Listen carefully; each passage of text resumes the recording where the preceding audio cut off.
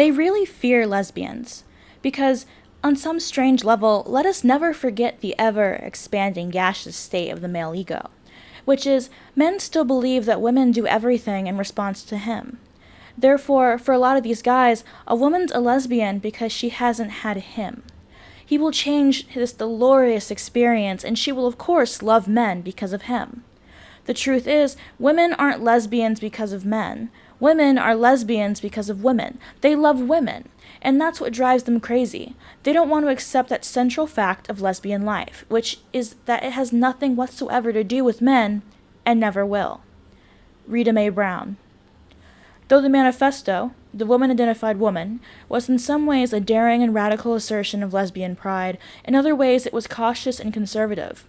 Nowhere does the document lesbianism in terms of sexual behavior. We chose to downplay our sexuality because our primary goal was to make a political point, and back then, the vision of a lesbian in bed conjured up an image of perversion, not radicalism.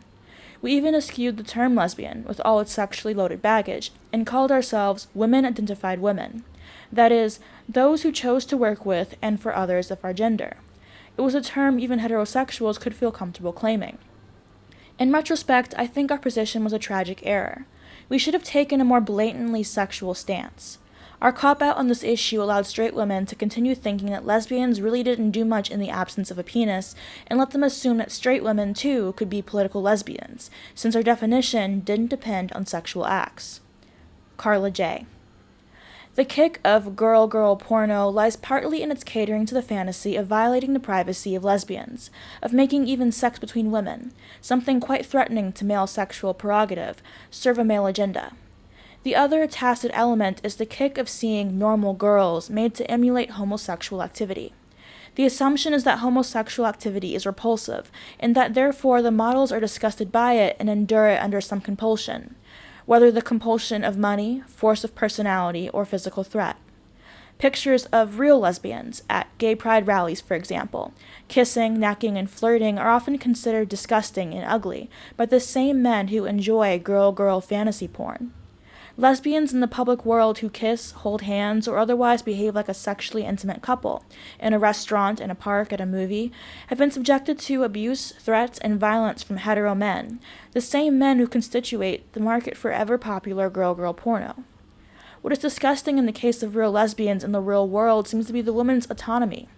What is attractive in the case of commercialized, fictionalized documentary porn is the evidence of reduced autonomy, the dissonance between what the porn consumer assumes are the real wishes and feelings of the model, and the actions she is being bribed or forced to perform.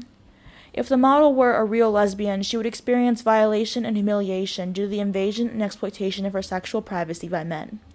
If the model was conventionally heterosexual, then she is presumed to experience a degree of humiliation in being made to commit or mime homosexual acts. D.A. Clark. The stigmatizing of lesbianism was one powerful weapon which could be used to pressure women into heterosexuality. The outcast lesbian was a necessary complement to the enthusiastic heterosexual housewife. Shelia Jeffries. A lesbian experience. You are seated with your girlfriend, 2 women at a table, waiting. A straight couple walks into the room and is attended to right away. This might also be a female experience. Without a man present at the table, you do not appear. I have experienced my female solidarity around these sorts of experiences. Say, you are pressed up against a busy bar, 2 women who do not know each other, and over again the men are served first. You look at each other both with frustration but sometimes affection, as you recognize that each other recognizes the situation, as one in which we are perpetually thrown. She too, me too, we, from this too. For some, you have to become insistent to be the recipient of a social action.